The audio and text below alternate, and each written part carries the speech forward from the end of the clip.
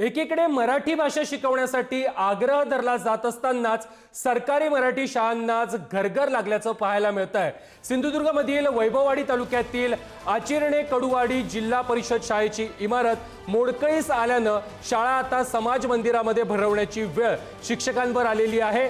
आचिरणे कडुवाडी येथे 1ली ते 4थी पर्यंत जिल्हा परिषदेची शाळा आहे। या शाळेमध्ये सध्या 4 विद्यार्थी शिक्षण घेत आहेत। मागील वर्षी या शाळेच्या भिंतीला तडे गेले होते व छप्पर देखील नादुरुस्त झालेली होती। या इमारतीची दुरुस्ती करावी यासाठी पालकांनी प्रशासनाकडे वेळोवेळी मागणी देखील केलेली आहे।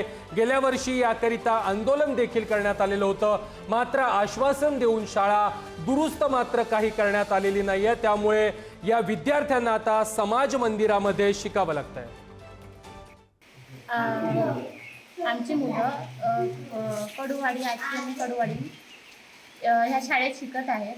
अजूनपर्यंत काही हे झालं नाही आहे शाळेचं आणि असे मंदिरामध्ये 1 वर्ष झालं मंदिरामध्ये शिकत आहेत। अजूनही काही लक्ष दिलं गेलं नाही शाळेत।